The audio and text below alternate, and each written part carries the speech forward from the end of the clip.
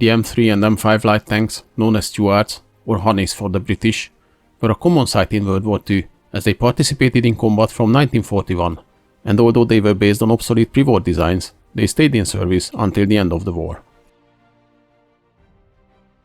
So let's see how this little light tank was developed, how the Allied forces used them, and why they were kept in service despite the rapidly advancing tank development during World War II. When the war broke out, the US Army was not prepared in terms of armored force. It was a surprise to them, as well as to other nations, how effectively the German forces utilized tank units together with infantry and air force. The US Army mainly had fairly light tanks in the beginning of the war, like the M1 combat car, the M2 light tank or the M2 medium tanks.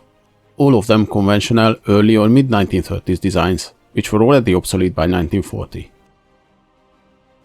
The last iteration of the M2 light tank was the M2A4 version, equipped with a 37mm M5 cannon and thicker armor than its predecessors. The production of this type began in May 1940, though its successor was already in the works. After the quick fall of France, an improvement program was started on the base of the M2 light tank, with thicker armor, better suspension, a new gun recoil system and better engine. This was called the M3 light tank. The armor thickness on the new tank varied between 38 to 44mm on the hull front and 38 to 51mm on the turret, compared to the 15 to 25mm on the M2A4.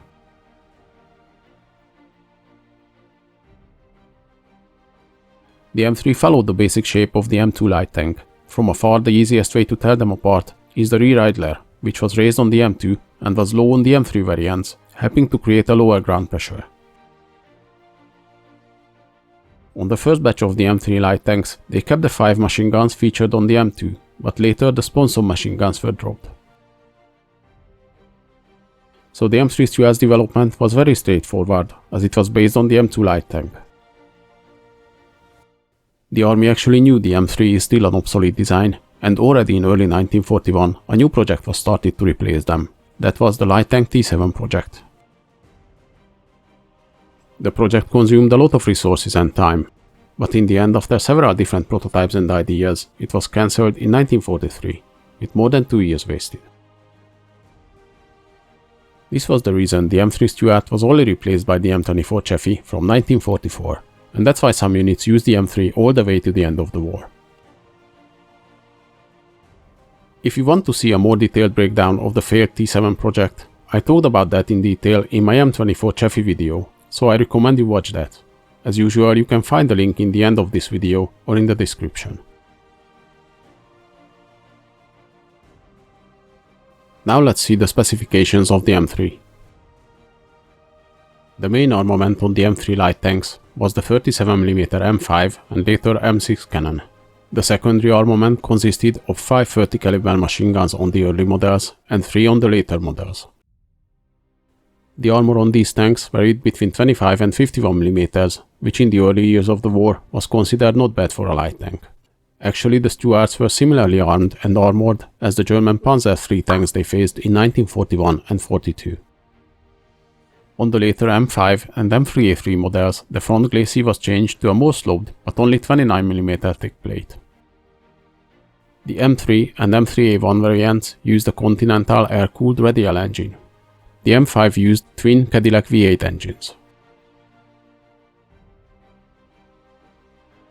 Let's see the variants of the M3 light tank chassis, and this will be a longer one, guys, and hopefully show you some new things, as apparently they experimented with many kinds of crazy configurations during World War II. First, a quick rundown on the base models, before we get to the crazy experimental versions. M3, the first production variant, featuring a commander's cupola on the turret. M3A1, second variant with a new turret with no commander's cupola but featuring a turret basket. M3A3, these featured the hull improvement introduced on the M5 variant. They also had a new bigger turret to accommodate the radio equipment. M5 variant, similar hull to the M3A3 but vertical side and raised deck to accommodate the twin V8 Cadillac engines.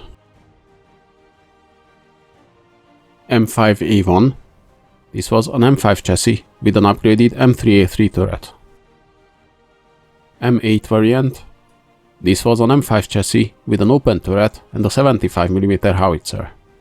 This variant was also tested with the M3 75mm cannon, but that idea was dropped.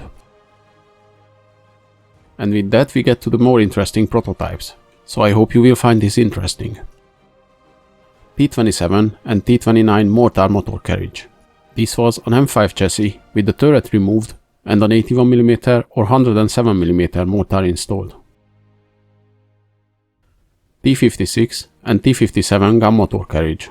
These were self-propelled gun prototypes with the engine moved to the middle and the 76mm gun installed at the back. T82 howitzer motor carriage. A self-propelled 105mm howitzer, tested between 1943 and 1945, but eventually it was abandoned. M3 equipped with the Maxon turret. This was an anti-aircraft variant featuring 450 caliber machine guns. It was rejected because the M16 GMC was cheaper to produce. 155mm howitzer motor carriage T64.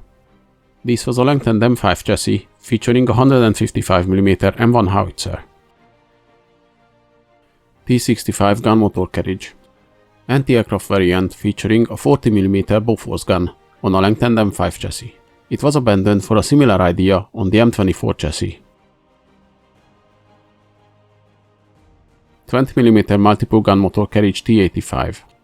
Similar idea to the T65 variant, but featuring 4 20mm cannons. M3 command tank variant. This variant had the turret removed and replaced with a small superstructure. T8 reconnaissance vehicle. The T8 had the turret removed and only featured a 50 caliber machine gun in its place. M3 with a Ronson flamethrower. 24 tanks were converted in 1943 by replacing the main gun with a flamethrower. M5 with a T39 rocket launcher. This version mounted a T39 rocket launcher on top, similarly to the Sherman Calliope.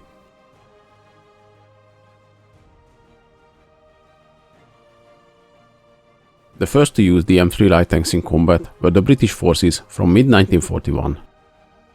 At this time, when it was first deployed in North Africa, it was comparable to the German and Italian tanks it faced. The German Panzer III F model had similar armor and armament as the Stuarts, while the Italian tanks were slower and less armored. Still, the M3s suffered heavy losses in Africa, mainly because the inferior tactics and training. Though they proved to be fast and reliable, and they could fight the lighter enemy tanks, the heavier anti-tank guns caused heavy losses, so it wouldn't take long before the British relegated them to infantry support and reconnaissance roles. The crews actually liked the Stuart because it was lighter, faster and more reliable than the Crusader tank, but their limited range was a drawback in the vast African landscape. The British forces continued to use the M3 and M5 versions until the end of the war. The M3s were supplied to the Soviet Union through Lend-Lease, but they didn't do too well in the Eastern Front. They required different fuel than the Russian tanks, which mostly used diesel, and they got stuck in the mud easily with their narrow tracks. The Soviets in general thought their armor and armament was too weak. So when they were offered the upgraded M5 tanks, they turned down the offer. But the already serving M3s stayed in use until 1944. The first use of the Stuarts by the US occurred on the Pacific Theater in 1941. The first tank-on-tank battle with the Japanese took place on 22nd of December 1941, when a platoon of M3s clashed with the Japanese tank regiment in the Philippines. In the Pacific, these light tanks were generally effective, as they fought the lighter Japanese tanks, unlike in the European theater, where after 1942 heavier and bigger tanks appeared. The smaller light tanks were also well suited for the jungle warfare on the Pacific.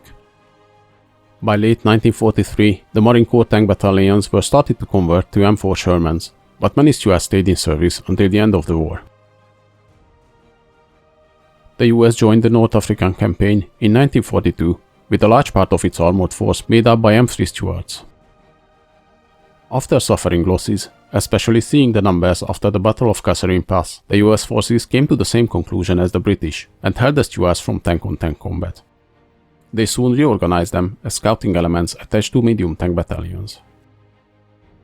Unlike in the Pacific, the European theater seen quick tank developments, and as more heavily armed and armored opponents appeared on the battlefield, the light tanks were not competitive against them, so they were used in reconnaissance and infantry support roles.